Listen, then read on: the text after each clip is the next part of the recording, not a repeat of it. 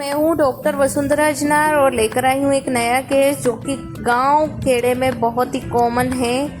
यह केस है horn cancer का, सींग पकना या सींग का नमना, जो बहुत ही कॉमन है। और गांव के लोग शिकायत लेकर आते हैं कि जो उनकी गाय है या बैल है उनका सींग धीरे धीरे नमने लगा है और पहले सीधा था।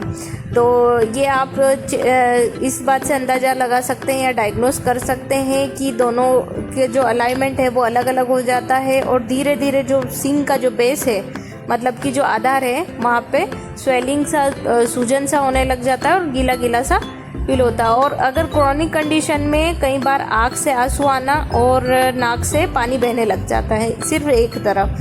तो ऐसी कंडीशन में आप अंदाज़ा लगा सकते हैं कि यह इसी चीज़ का केस है, हॉर्न कैंसर का केस है।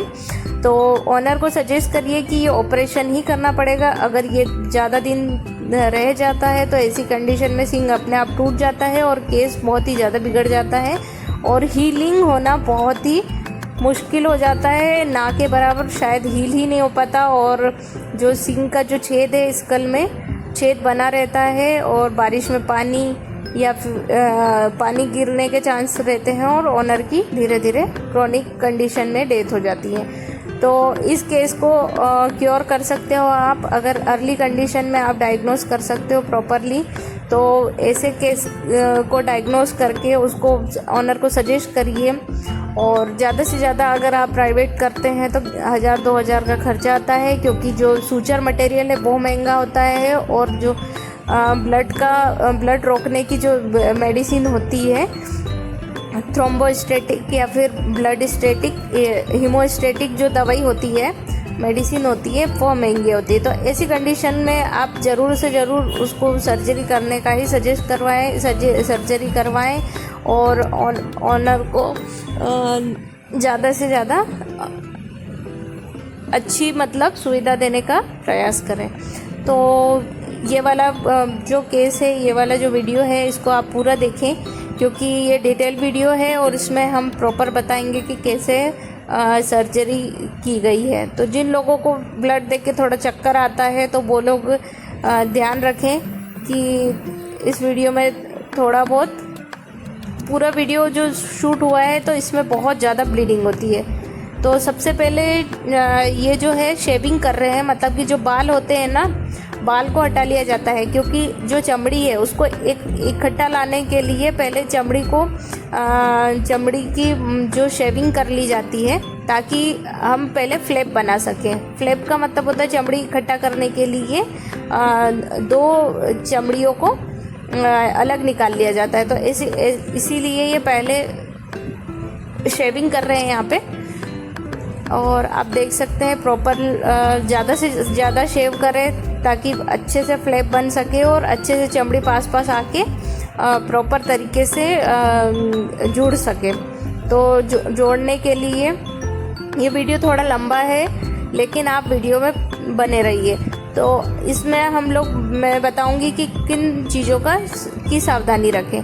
तो सबसे ज़रूरी चीज़ें हैं कि इसमें ब्लीडिंग बहुत ज़्यादा होती है। तो ब्लीडिंग रोकने के लिए हमें हीमोस्टेटिक जो मेडिसिन है, जैसे कि इथमसाइलेट हो गया, थ्रोम्बोस्टेटिक जो भी हो गया, टेक्साब्लीट हो गया, ऐसी चीज़ों को या फिर क्लोटेक्स और बहुत सारे मार्केट में भी अवेलेबल हैं, तो ये चीज़ें रखें।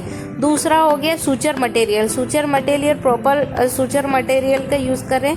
या तो सिल्क हो गया या फिर कॉटन थ्रेड्स का अभी भी यूज़ होता है जो कि ट्रेडिशनल है। तो कॉटन थ्रेड भी होना चाहिए आपके पास। उसके बाद होना चाहिए पीपी, प्रोकेन पेनिसिलिन, जो 40 लाख होती है, जो कि एक ब्रॉड स्पेक्ट्रम एंटीबायोटिक है, तो उसका उपयोग करते हैं। तो एंटीबायोटिक ज़रूर रखें। ओटीसी, ऑक्सीटेट्रासाइक्लिन, जो जहाँ पे जगह कई बार सड़न लग जाती है और उसके बाद ओनर बताता है, तो ऐसी कंडीशन में ओटीसी का यूज़ करते हैं डायरेक्ट अप्लाई करने के लिए। तो ये थियोरेटिकल जो चीज़ें हैं वो अलग होती है और प्रैक्टिकल जो फील्ड में होता है वो थोड़ी सी अलग होती है।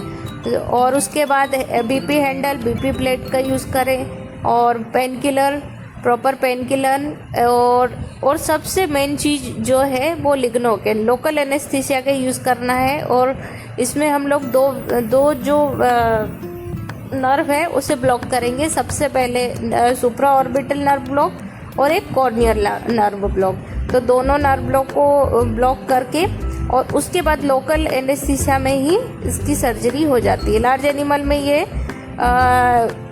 अप्लाई नहीं किया जाता है, मतलब कि लार्ज एनिमल में जो जनरल एनेस्थीसिया बैंड है। तो ये इस बात का ध्यान रखें और जितना जल्दी हो सके जल्द से जल्द मतलब सर्जरी करने का प्रयास करें। तो इसमें फ्लैप पहले बना लिया गया था, इसीलिए पूरे तरीके से नहीं बताया गया क्योंकि वीडियो बहुत ज़्यादा लंबा हो जाता है। लगभग 1 घंटे में का टाइम लगता है पूरा सर्जरी करने तक। और उसके बाद ये जो आरी पत्ता है इससे सींग को काट दिया जाता है। आप देख सकते हैं फ्लैप बना के उसको फिर आर्टरी फोर्सेप्स से पूरी जो चमड़ी है उसको अलग अलग दूर खींच के रखा है हम लोगों ने। और उसके बाद फिर आरी पत्ता का यूज़ करके उसको काट दिया जाता है। ये मतलब बहुत ज़्यादा नरम नहीं हुआ है इसीलिए इससे कटेगा, नहीं तो ऐसी कंडीशन में आप लोगों को यूज़ करना है मतलब कि सिंपली बीपी ब्लेड से भी कट जाता है। बीपी ब्लेड का यूज़ करके पहले काट लिया गया था, आसपास से जो फ्लैप था उसको निकाल लिया गया ताकि चमड़ी पास में ला के पूरी तरह से उसको क्लोज कर सकें। तो आप देख सकते हैं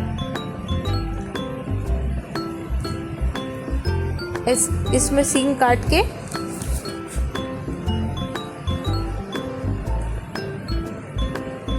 सींग कट रहा है, मतलब ये आपको ब्लीडिंग मैनेजमेंट प्रॉपर देखना है। अब ये देख सकते हैं ये जो सींग के अंदर से आर्टरी फोर्सेप के जरिए जो निकाला जा रहा है, जो मांस है कैंसरस मांस है ये निकाला जा रहा है। और प्रॉपर उंगली डाल के और प्रॉपर फोर्सेप का यूज़ करके ऑथेंटिक तरीके से इसको निकाल लिया जाता है।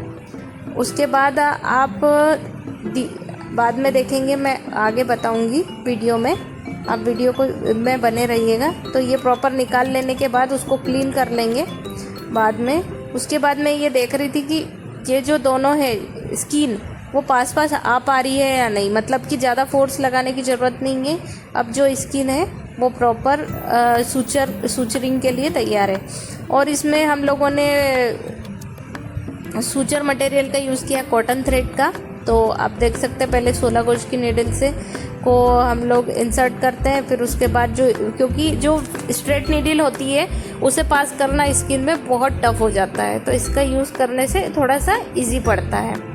तो ये पहले इंटरप्टेड सूचर लगाएंगे और इसको क्लोज कर देंगे। ये लोकल एनेस्थीसिया लगा है, कॉर्नियल नर्व ब्लॉक हुई थी और सुप्रा ऑर्बिटल नर्व ब्लॉक हुई है, इसीलिए जो गाय है वो उसका आई मूवमेंट नहीं कर रही है। आपको मैं बाद में लास्ट में क्लियर दिखाऊंगी कि गाय कैसे प्रॉपरली खड़ी हो पा रही है। ये आफ्टर क्लीनिंग है, जो गाय बिल्कुल ही क्लीन करके हमने दिखा दिया है कि गाय को सूचर लग चुके हैं। और इसके बाद आफ्टर पट्टी करने के बाद आप देख सकते हैं गाय कितने प्रॉपरली मूवमेंट कर रही है और आराम से खड़ी है और कोई दिक्कत नहीं है पूरी क्लीनिंग के बाद। इसी के साथ मिलते हैं नए ब्लॉग में, नए वीडियो के साथ, नए केस के साथ। Thank you for watching.